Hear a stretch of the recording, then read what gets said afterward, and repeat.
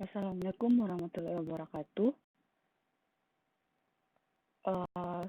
Kami dari kelompok 4 akan menjelaskan tentang quantum leadership, yaitu pada bab 4, kepemimpinan yang hidup, kerentanan, pengambilan risiko, dan peregangan. Menurut Lensexcretan, orang-orang yang terlibat menghormati pandangan yang berbeda, memahami bahwa makna hidup dapat ditemukan di mana-mana. Mereka terbuka, selalu belajar dan berkembang. Orang yang terlibat tahu bahwa hanya ada satu kebenaran, tetapi banyak cara berbeda untuk melihatnya. Pemimpin organisasi pasca milenium kuantum harus mampu menggunakan sumber daya secara efektif, harus merasa nyaman dengan gagasan, harus bersedia mengambil risiko, menyadari bahwa rekan kerja mereka berasal dari berbagai macam latar belakang, dan selalu berkomunikasi baik dengan orang lain.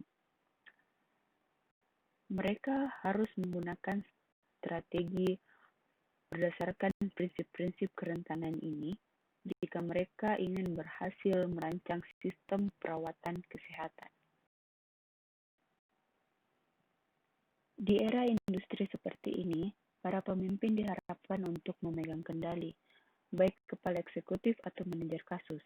Mereka dipandang sebagai yang bertanggung jawab dan memiliki informasi yang diinginkan dan dibutuhkan konsumen dan karyawannya. Menurut teori klasik manajemen, pemimpin yang baik tahu segalanya dan dapat melakukan segalanya dengan lebih baik daripada siapapun. Mereka memegang semua informasi yang diperlukan untuk menjalankan organisasi dan membagikan informasi. Selain itu, semua pemimpin memiliki keterbatasan, kekuatan, dan kelemahan dan saat mereka melewati kekacauan transisi di era teknologi. Mereka biasanya mengalami perasaan tidak berdaya, tidak punya harapan, dan tidak mampu. Faktanya adalah, untuk bertindak dengan semangat dalam hal ini, saat ketidakpastian besar, mereka perlu mengganti keterampilan lama mereka dengan yang baru.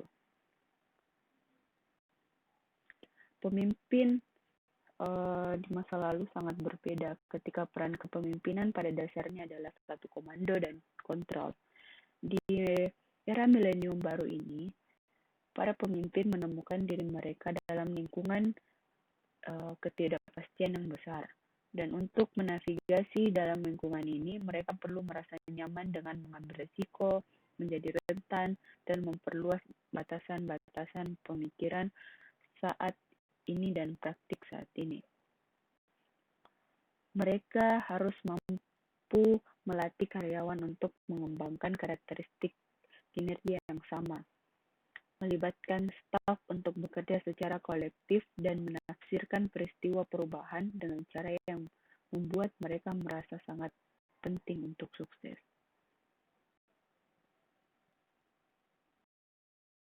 Pemimpin harus memiliki keterbukaan terhadap orang lain dan ide-ide yang mencakup kemampuan untuk, yang pertama, memeriksa keyakinan yang telah lama dipegang dan mengubah pikiran seseorang tanpa perasaan tidak mampu.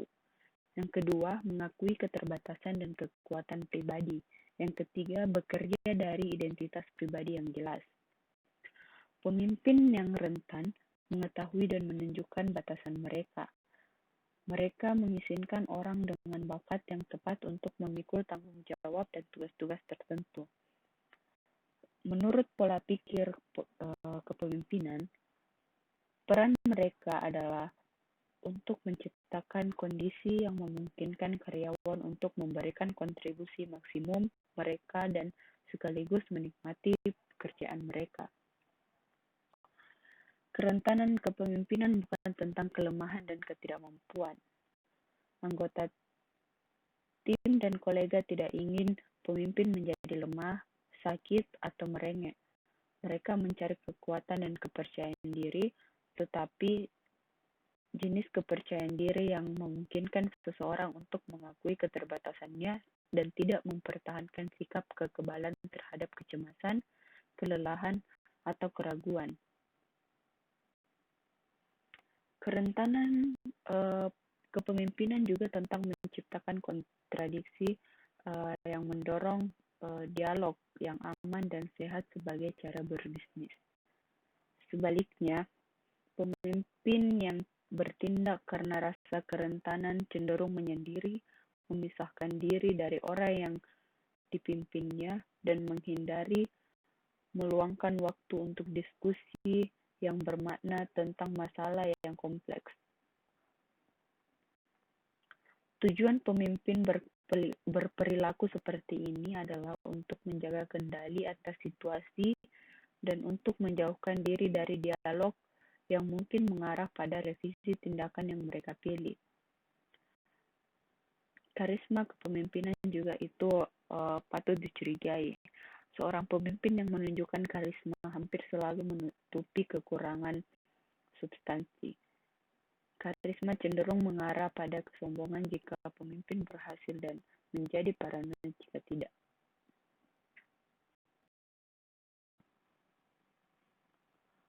Hubungan dalam organisasi kuantum didasarkan pada 3 prinsip. Yang pertama, kekuasaan, yaitu komoditas yang pluralis, bukan elitis. Kekuasaan ini selalu memiliki konotasi positif dan negatif dan sering menghasilkan perasaan ambivalensi. Karena kekuasaan selalu dikaitkan dengan gagasan-gagasan yang saling bertentangan tentang kekuatan, pengaruh, paksaan, dan dominasi. Tetapi seperti saat ini, pemimpin harus mampu memahami sifat kekuasaan dan memanfaatkannya dalam hubungan mereka. Yang kedua yaitu keragaman. Keragaman yang dimaksud ini adalah pemimpin yang memiliki kekuatan itu tidak terbatas, dengan menyimpulkan bahwa kekuatan yang cukup umumnya tersedia bagi semua individu untuk mengarahkan pengaruh, memobilisasi sumber daya, dan memenuhi tujuan mereka. Pemimpin harus memandang kekuasaan itu terletak pada setiap orang, tidak terpusat pada elit. Yang ketiga adalah batasan pribadi harus didefinisikan dengan jelas, yaitu kekuasaan selalu terkonsentrasi di puncak piramida hierarki, dan pekerjaan seorang pemimpin dikotak-kotakan dan dikendalikan dari titik pusat itu. Struktur kekuasaan organisasi selalu menguntungkan beberapa pihak dengan mengorbankan orang lain, dan jika ada revisi struktur yang cenderung membebani kekuatan mereka yang memilikinya. Jadi, para pemimpin jarang merancang diri mereka sendiri keluar dari posisinya.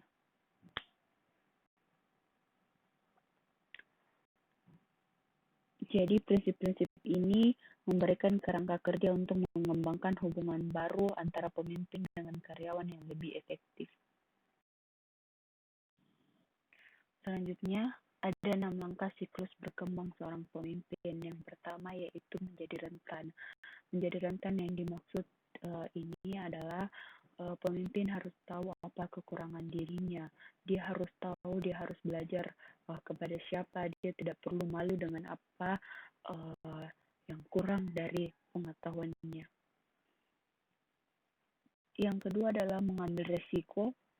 Mengambil resiko yaitu melibatkan seseorang membuat perubahan kecil untuk mengkonfigurasi ulang praktik dan model bisnis yang ada daripada membuat yang baru.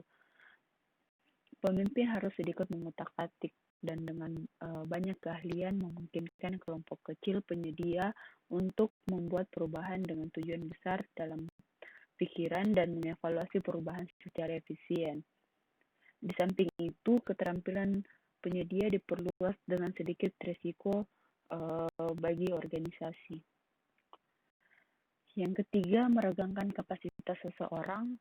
Pada langkah ketiga ini, pemimpin organisasi bekerja untuk memperluas kapasitas organisasi. Dalam melakukan hal ini, pemimpin mencari potensi baru dan yang belum tergali. Biasanya potensi ini sebagian besar terletak di dalam organisasi itu sendiri. Misalnya, karyawan baru dan juga karyawan lama dalam program pendidikan berkelanjutan merupakan sumber utama dari potensi yang dapat digunakan. Yang keempat, menjalani realitas baru. Langkah ini pemimpin menjalani realitas baru, yaitu tentang coba-coba, tentang mempelajari apa yang berhasil dan apa yang tidak. Begitu jalan baru telah diidentifikasi, pemimpin bersama dengan anggota timnya mendukung terungkapnya kapasitas tambahan atau proses layanan kerja yang baru. Langkah yang terakhir yaitu menghargai pengetahuan baru yang diperoleh. Tujuan dari langkah terakhir ini jika siklus kerentanan adalah untuk menghargai dan memanfaatkan pengetahuan yang diperoleh dengan melalui seluruh siklus. Pertimbangan dua skenario, misalnya dalam skenario A, sebuah organisasi menerapkan proses penugasan kerja baru berdasarkan rekomendasi dari staf karyawan. Proyek lebih berhasil daripada yang diantisipasi. Tidak hanya tujuan awal tercapai, tetapi perilaku profesional karyawan meningkat dan pekerjaan mereka, tingkat kepuasan juga meningkat karena keterlibatan mereka. Yang kedua, dalam skenario B, tim manajemen memilih sistem manajemen kerja yang bereputasi tanpa masukan dari karyawan. Karyawan tidak mendukung sistem dan biaya untuk pendidikan tambahan dan pemantauan jauh lebih besar dari yang diantisipasi. Kepuasan karyawan menurun. Kedua, proyek telah dipikirkan dengan baik dan hasil positif diantisipasi dalam kedua skenario. Jadi dalam skenario A, proses baru dipertahankan, dan dalam skenario B, proyek dihentikan atau dimodifikasi pada langkah 5 atau evaluasi. Tetapi pengetahuan bahwa gaya pelaksanaan yang digunakan tidak efektif akan dipertahankan dan diterapkan saat proyek masa depan dikembangkan.